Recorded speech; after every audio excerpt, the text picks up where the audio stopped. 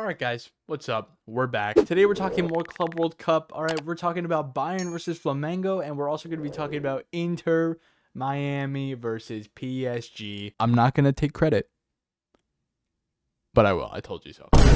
Nah, but like, round of applause for me, right? I predicted that PSG would beat Inter Miami. Where are my flowers, bro? You know what? Like, I should get paid, bro. Like, that was an insane bet. No one saw this coming. Most importantly, my balls are safe, okay? I will be cutting nothing off my body. Miami, get better, all right? You can't beat the European champions, you fucking dude, you're terrible. But anyways, first thing I want to talk about is Bayern versus Flamengo, because the game just finished and I thought it was amazing.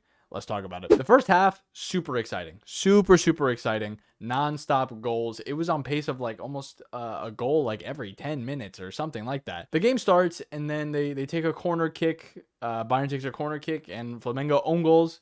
And I was like, damn, like, you know, that's not good to happen early on, but it's definitely recoverable. All right, definitely not ideal against a team like Bayern, but definitely not the end of the world, especially with as much time left. I didn't think this was going to be a huge problem. Couple minutes go by, and then of course Kane, like, again, his dribbling, horrible. His pace, don't even mention it. But his goal scoring, his shooting, out of this world, man. I mean, unbelievable strike. Hits it off the left post and it just slots in. I mean, it was an amazing goal. And at this point, you could tell Bayern was feeling themselves. Right after these two goals, I think this was like before 20 minutes in. It was unbelievable. 2-0. I just see that Bayern's tactics are so like press heavy, and I don't think Flamengo was ready for that in any capacity because they looked stun locked. Obviously it was like a mental blockade because of the own goal and then the next goal right after, right? It's 2-0. It's a knockout match. You got to pick it up. I get it, but like, it looked like they were like, what the are we doing? We can't respond. Bayern just started pressing like crazy. I'm talking triangles everywhere, swarming each player. I mean, if a Flamengo player had the ball, there was 3 guys chasing him. It was unbelievable. I thought that tactic was just so apparent, how aggressive they are and how hungry they are for the possession to hold the ball, I guess, against Flamengo. I don't know if it was intentional in the sense of like, let's make sure that Flamengo has to attack. They can't just defend, you know, that kind of thing, even though it didn't make sense for them to defend. But I think tactically before the game, that was probably the idea for Bayern. At this point, I'm like, holy Christ, this is gonna be a slaughter. I was like, after Inter and PSG, I was like, can we get good football? I was like, I'm pissed, bro. But the captain for Flamengo, oh my God, that bombazo in that box, holy God, scores the goal, makes it 2-1. Everyone's feeling alive. By the way, just because they scored does not, dude, Neuer with an incredible save very early on, and there's a hilarious photo of Kimmich screaming his head off. I thought that was so funny, but Neuer is still world class. I mean, I don't know how he just defies logic and time, whatever. But the thing I want to point out, the reason I'm pointing out how good Neuer's first save was because that second goal that they scored, he was like ready for it. Like, he got his hands up in the right position. It was just the ball was hit so quick. It was faster than his human reaction. Like, he just couldn't get it. But he was ready. And that is I don't understand it, how he's still that good at that age. But at this point, it's 2-1 bombazo. It's very early on in the game still. I think we're still less than 30 minutes in. 2-1. I was like, hold on. We got a game. After that, I was like, if Flamengo get another goal, like if it becomes 2-2 before halftime, I'm like, Flamengo could win it all because of the mental blockade that would cause Bayern. Not too long after, Goretzky, I think is his name. Goretzky with an amazing shot from outside the box. He made it look so simple, so elementary, but it was a bombazo, man. I mean, the goals that were getting scored this game were actually incredible, and that's what made it so entertaining. It wasn't a bunch of tap-ins, right? Goretzky with an amazing shot from outside the box. I mean, 3-1 at this point before halftime. I was like, I can't believe what I'm watching. It was so entertaining, and I just wanted the game to keep going, right? So then at this point, it goes to halftime, and I'm really expecting like either Flamengo is gonna step it up with like full press, or Bayern's just gonna hold this lead. I didn't know which way it was gonna go. I did doubt I didn't think that was ever gonna be all the goals scored that game, because at that pace, there's just goals scored left and right. So it was only a matter of time until one of the teams scored again. 54th minute, around there, Olise just gets lazy. And when I say this, I mean more sloppy. He gives away a handball in the box, gives him a penalty. When you're at that stage where you have a 2-goal cushion in a knockout stage game, you just got to be better than that. Like, there was an instance earlier in the game where Kane was, getting calls for a handball, but he was like as close to the chest as possible.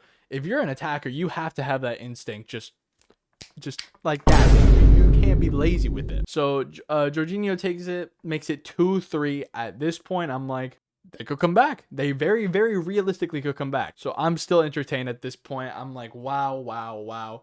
We got a game I don't think anyone expected. So at this point, 2-3, right? Game's still going. It's getting physical. The challenges are getting personal. You can tell that like the Flamengo players are like, all right, you know what? Y'all are pissing me off. All right. But I do want to say Bayern was not afraid of a physical fight. They were like I said, they were pressing hard in the beginning.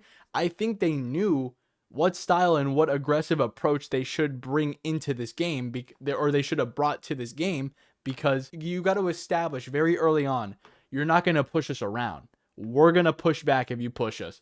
And that message, I think, was sent, and Flamengo was like, all right, game fucking on. I'm going to push you back. So it starts getting personal, a lot of tackles. I mean, there are some calls. This ref was pretty consistent. I'm not going to say anything crazy. There were just some calls, like there was a yellow card I didn't really agree with, because it just looked like it was a tackle on Sane, I believe. It was a little bit of a weird call, but at least my criticism of refs, at least, is if you're going to make like bad calls or not great calls, at least be consistent. Because if it's consistent, it's unfair for everyone, which makes it fair. I didn't really have too much of a problem with it, but anyways, the game gets very physical, and then of course Kane, right? Harry fucking Kane, dude. Can he run fast? Fucking no. Can he dribble like Messi? Not even a little bit. Can he goal? Can he score from a very comfortable position from almost anywhere around the box? Yeah, he fucking can. He takes this shot. Kane makes it 2-4. At that point, I was like, that's a nail in the coffin. Amazing game. Very entertaining. I loved that, they kept going. The halftime edition, like, added minutes was like 6 minutes. And then I think before the game ended, it was about 8 minutes after 90. I love games like this. And also another thing was that Bayern scoring early on established this, like, you notice that basically you could tell that Flamengo is very comfortable with like the defensive side style, right? Most South American teams makes sense. But you could tell that if Bayern makes it to where the game has now turned into you have to out football us, right? Like pretty football, we're going to win. So I think that was something that I didn't really expect, because when you look at a team that's so comfortable with the physicality, having to play against a team like Bayern Munich and having to outperform them in like the actual dribbling, shooting, passing ability, it just became so apparent which team was better in which sense, right? I'm not saying Bayern is better in every capacity. I'm saying in this instance, the attack, there was a clear better side. That's the truth, right? But I think this shows that some of these teams, these European teams, have to get like a goal or get the lead early on to incentivize the South American teams or whatever teams are left, right, that play that defensive style to step up, because if they have to play offensively and they get outplayed, that's it.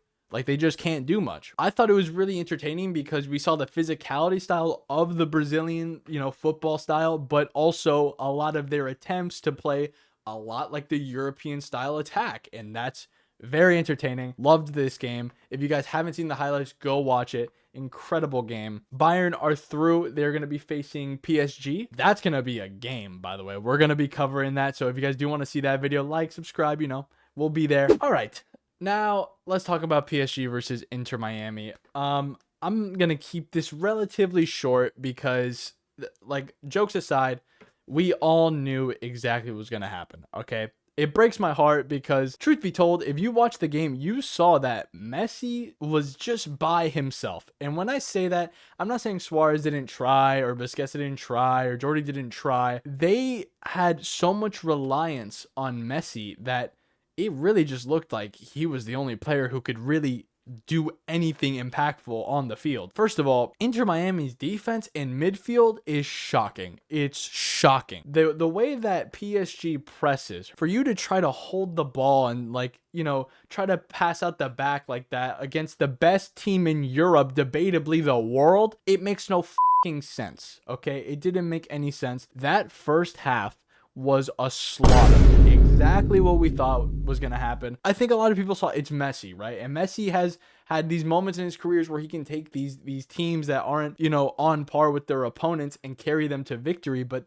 guys, he's only getting older, and the team he's playing with is much worse than any team he's ever had to carry. At least, like, in the past, he's sometimes carried the national team, but that's the national team. Or like Barcelona, but Inter Miami, guys, literally the entire plan was to rely on Messi and Suarez in 2025 against the Champions League winners. When is that ever going to work well? When is that ever going to work out at all? It was always going to end this way. And truth be told, I really think that Luis Enrique said after that first half, you know, they got the 4 goals almost no problem, because for some reason, by the way, Inter Miami's set piece defense is a joke, a complete joke. They have no idea who to mark. They're looking up to the sky.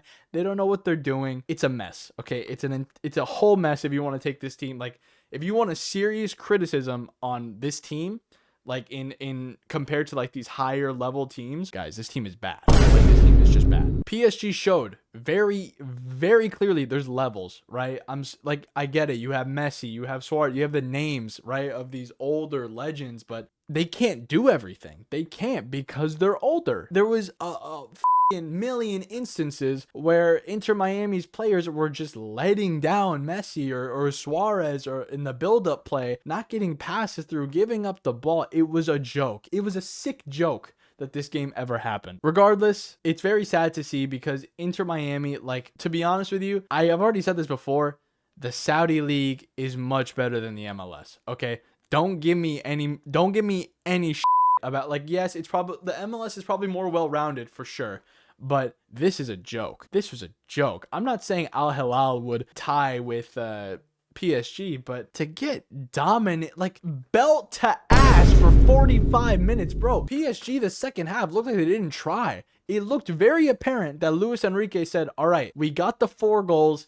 Just hold the ball and maybe, like, just don't get injured. Like, I don't know what else they could have been saying in the back. It was clearly like a mercy rule. If PSG wanted 8, 9 goals, they could very easily have gotten it. All right, they really could have. But that second half, they knew they had the win. They knew they were the better side by a million miles. They focused more on passing the ball around or the defense.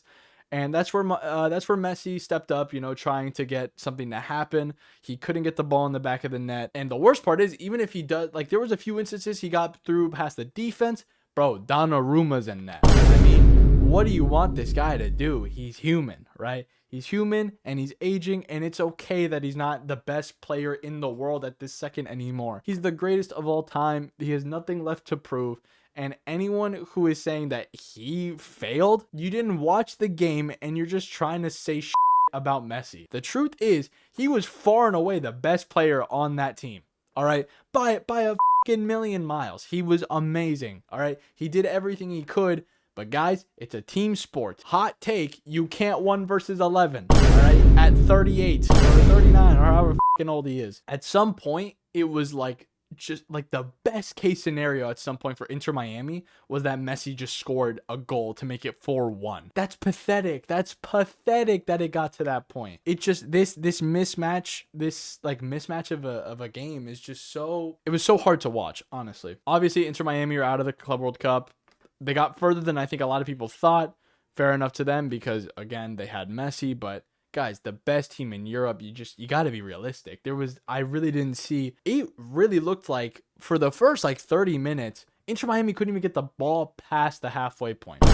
They couldn't get it to an attacking position at all. It's a joke. It's a joke. You know, it is what it is. It happens.